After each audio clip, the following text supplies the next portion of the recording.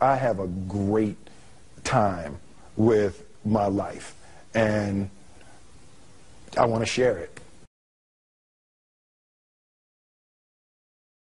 I love living. I think that's infectious. It's something that you can't fake.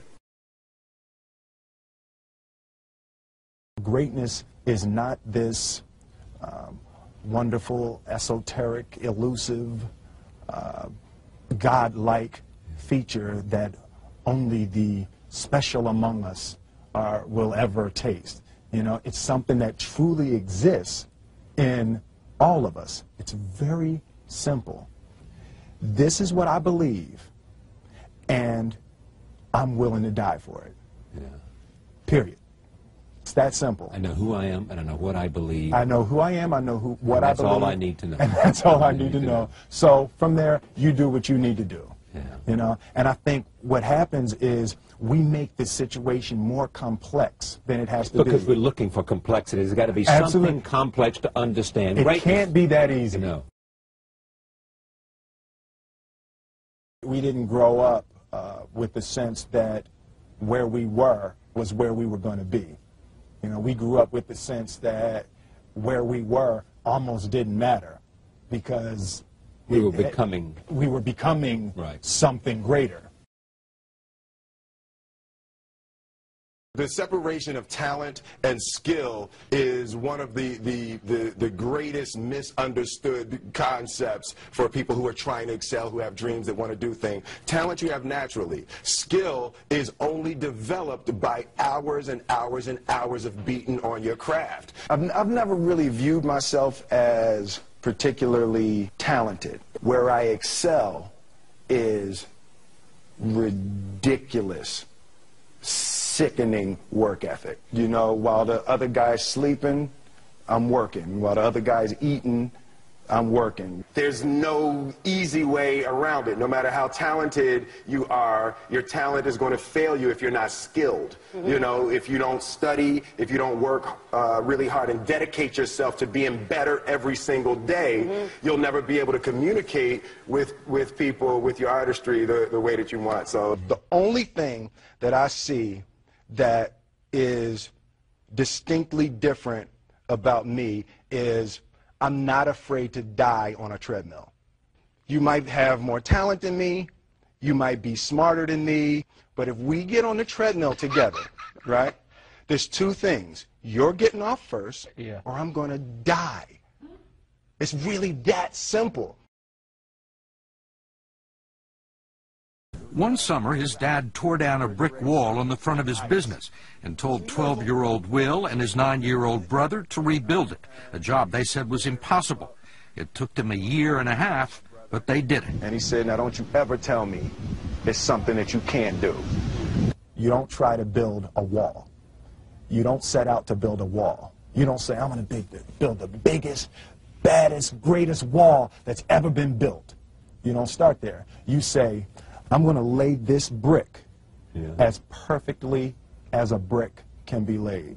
Yeah. And you do that every single day. And soon you have a wall. And soon you have a wall. You know, it's an idea that my grandmother always had, that if you're going to be here, then there's a necessity to make a difference.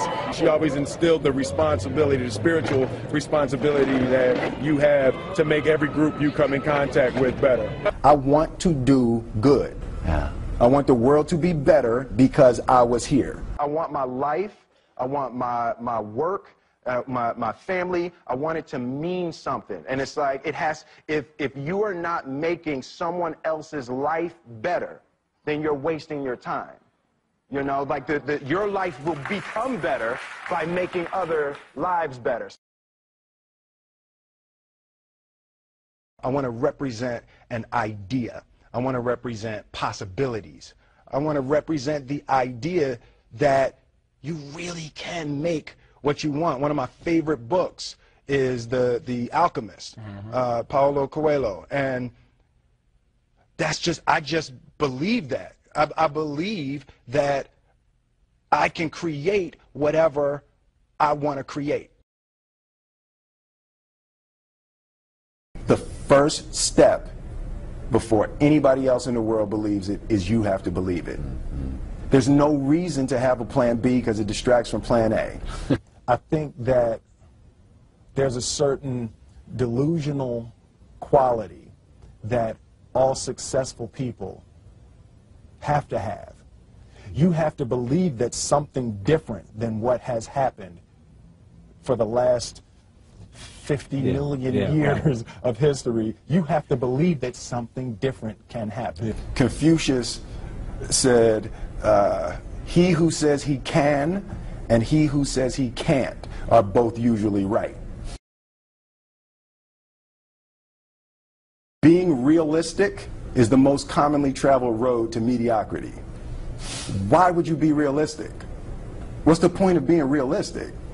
Just put up a barrier. Yeah, I'm going to do it. It's done. It's already done. The second I decide it's done, it's already done. So now we just got to wait for y'all to see. It's unrealistic to walk in a room and flip a switch and lights come on. That's unrealistic. Fortunately, Edison didn't think so. It's unrealistic to think you're going to bend a piece of metal and fly people over an ocean in that metal. That's unrealistic. But fortunately, the Wright brothers and others didn't believe that. And it just seems like such a ridiculous idea to me to embrace the idea that it's not going to happen and that's not real for that to happen. As soon as you say it, now you just made that real.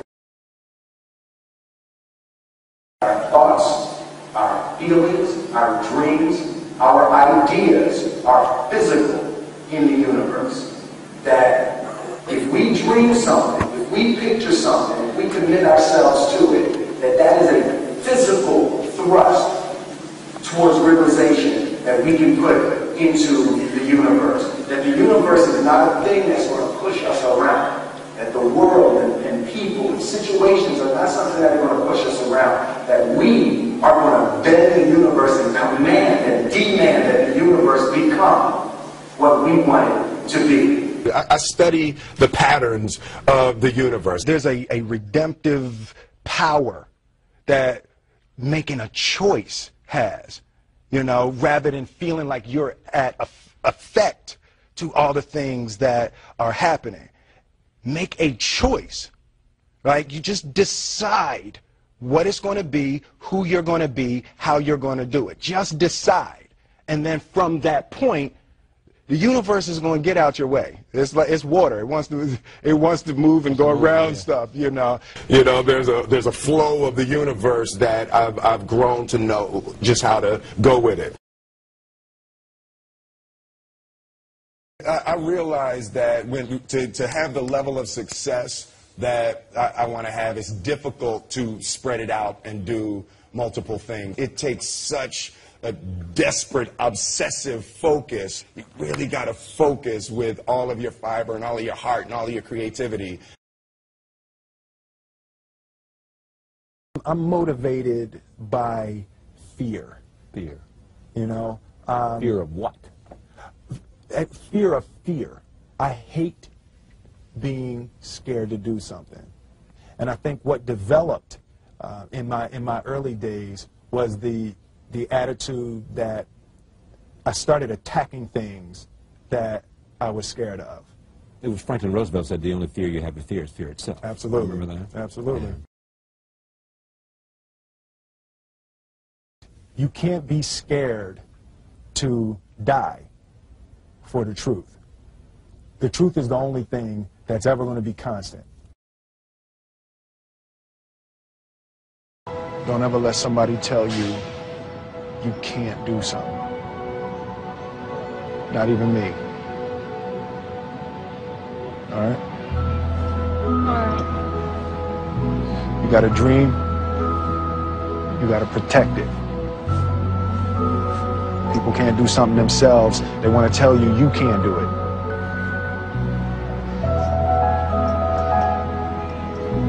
You want something, go get it. Period.